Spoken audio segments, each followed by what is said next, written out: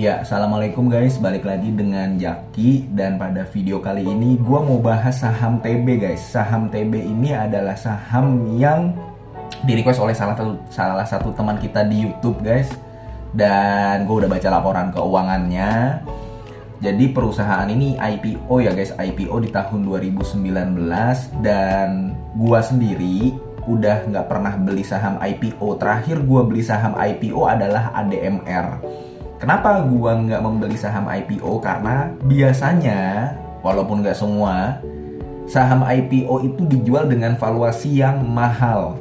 Dan kalau gua pribadi ini, kalau gua guys ya, kalau gua pribadi, gua akan menunggu dari saham IPO sampai turun dulu ke harga wajarnya. Biasanya indikasinya adalah ketika harganya stabil. Nah itu berarti dia udah masuk ke harga yang memang pantas untuk dibeli.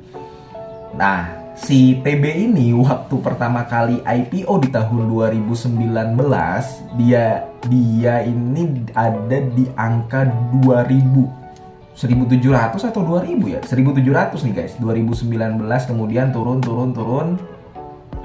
Gua nggak tahu valuasinya waktu di tahun 2019 itu berapa ya guys, tapi yang gua tahu dia turun sampai di tahun 2021 itu di angka 300-an guys terendahnya. Nah, ketika sampai di angka ke 300 ini dia udah stabil tuh guys. Lihat dari tahun 2020 bulan November sampai di tahun 2021 ya dia turunnya di situ-situ aja, naik turun ke 500, turun lagi ke 300, ke 400, ke 300 lagi. Nah, sekarang TB ini adalah perusahaan logistik ya, logistik batubara.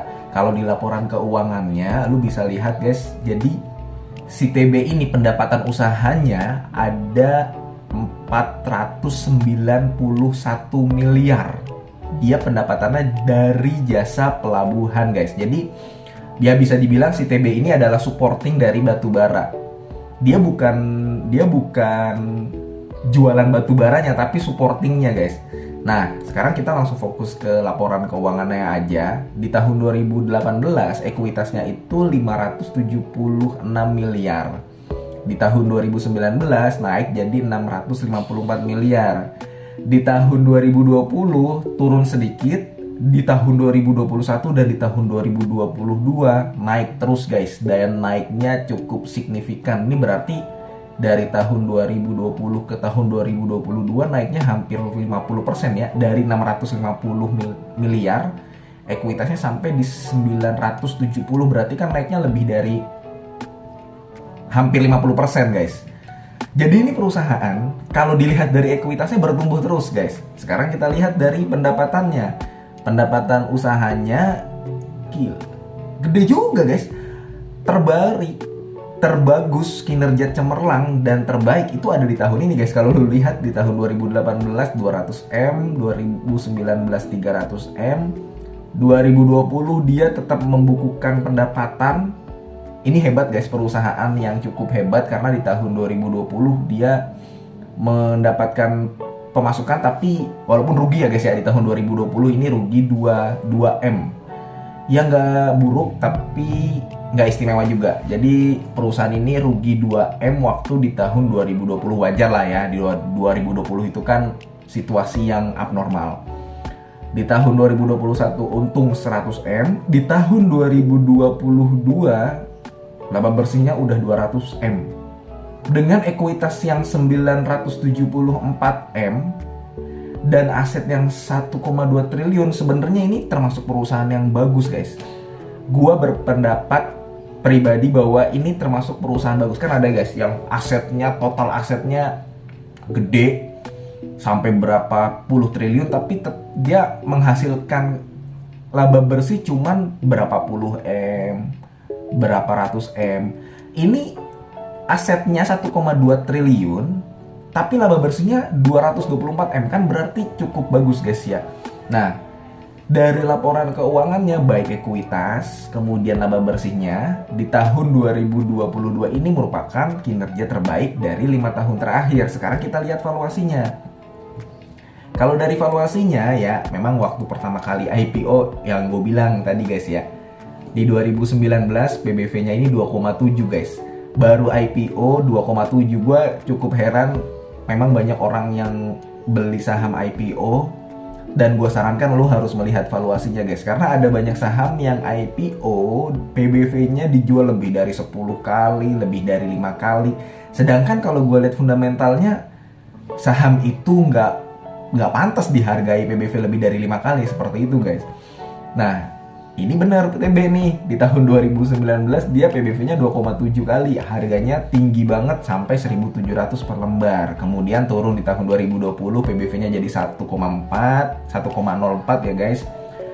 2021 juga 1,04, 2022 1,08. Artinya selama 3 tahun ini si TB bergerak di PBV 1,04 atau 1,08. Nah, tapi book value-nya naik terus guys. Yang tadinya 500 sampai di tahun ini 758. Jadinya kalau gue hitung berdasarkan rumus yang gue pakai guys, harga wajarnya adalah, kan kita ngitung harga wajar, gue selalu menggunakan rumus book value-nya dikali EPS dikali 22,5. 22,5 ini hasil dari per ideal di bawah 10, PBV ideal di bawah 1,5 guys. Nah, gue menemukan harga wajarnya adalah 1.728 seharusnya si TB ini. Sekarang harga sahamnya masih di angka 825. Artinya harga saham saat ini masih di bawah harga wajarnya si TB.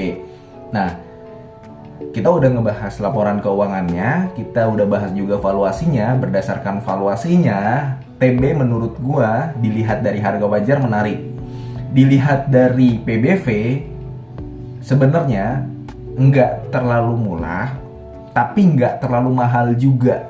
Karena dia berada di PBV 1, ya wajar. Nggak mungkin perusahaan lagi bagus begini PBV-nya 0,5, 0,8, 0,4. Nggak mungkin. Ya, 1 ini udah PBV yang menurut gua wajar. Apalagi pernya itu 3,5 guys. Dia berarti sedang bagus banget ini untuk kinerja di tahun 2022, dimana EPS-nya berpotensi tembus di angka 233. Nah, sekarang kita ke dividen guys. Sekali lagi gue menyarankan lo kalau misalkan memang membeli sebuah saham, upayakan untuk membeli saham yang membagikan dividen. Nggak perlu jumbo, yang penting dia rutin kalau menurut gue. Gak perlu jumbo, yang penting rutin. Dan dia yang menurut gua bagus adalah dividen payout ratio di angka 30%, 40%, 50% lah. Jadi perusahaan bisa meningkatkan ekuitasnya, investornya juga dapat. Jadi sama-sama diuntungkan. Nah, di tahun 2021 si TB ini membagikan DPR 39% guys. Di tahun 2020 enggak, wajar. 2020 dia tidak membagikan dividen karena situasinya abnormal. Ya dia rugi, ya dia nyelamatin diri dulu lah. Ngapain nyenengin investor dulu. Ini gue setuju. Di tahun 2020 oke nih, dia membagikan 40%. Sekarang kita coba asumsikan ketika si TB membagikan 30% DPR dari EPS-nya.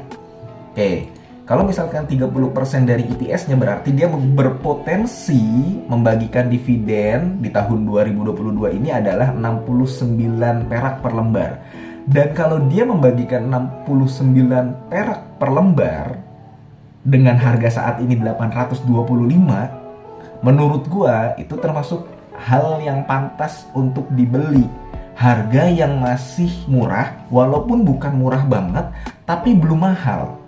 Nah begitu guys, karena dia, lu bayangin kalau misalkan dia membagikan DPR 30% berarti per lembarnya kan 69 perak. Dengan harga 825 ya, berarti dividen yieldnya lu berpotensi mendapatkan 8% guys. Gede guys, cukup gede guys. Itu kalau DPR-nya adalah 30%. Kalau DPR-nya 50% guys, nih coba kita hitung ya guys. Kalau misalkan 50%, 50 banding 100 dikali 233 ya. Dia membagikan 116 guys per lembar. Dengan harga saham 825 berarti dia berpotensi membagikan dividen 825 nih guys. dikali 100, dia berpotensi membagikan dividen yield 14% kalau DPR-nya dia adalah 50%. Jadi sebenarnya saham ini menurut gua masih berpotensi untuk naik jika dilihat dari harga wajarnya, jika dilihat dari potensi dividen yang akan dibagikan. Menurut gua nggak ada alasan saham ini untuk turun, gitu guys. Nah, sekarang balik lagi ke lu guys. Kita udah lihat dari laporan keuangannya, kita udah lihat dari laporan valuasinya, kita udah lihat dari harga wajarnya. Kalau misalkan TB ini gue lihat masih berpotensi naik, untuk saat ini gue kembalikan kepada lu. Lu yakin nggak dengan TB ini? Karena yang penting kalau mau beli saham, lu udah tahu fundamentalnya, dan lu udah tahu kemana saham ini akan bergerak potensinya. Ya, lu walaupun harga saham turun atau naik nggak usah panik, slow. Ya, itu aja guys. Paling untuk TB ini itu yang bisa gua lihat. Kalau misalkan menurut gua pribadi TB ini masih layak untuk koleksi. Kalau lu udah punya barangnya di harga bawah sebelum 825 ya gua akan hold. Gua belum punya barangnya, tapi ya gue mungkin akan mempertimbangkan masuk sih ya. Yang belum membuat gue belum masuk si TB ini adalah ya PBV-nya udah menyentuh 1. Tapi kalau dilihat dari market cap-nya ini masih 1 triliun. Artinya nggak sulit kan untuk naikin TB kan, karena market cap-nya cuma 1 triliun guys. Lalu kalau mau naikin BCA yang 1000 triliun berat, makanya dia agak siput. Tapi kalau TB 1 triliun ya pemain gede mah bisalah beli saham ini, harganya bergerak. Walaupun dia kalau gue lihat jumlah lot yang beredar itu cukup sedikit ya guys ya. Jumlah lembar sahamnya yang beredar berapa sih ini TB nih yang beredar?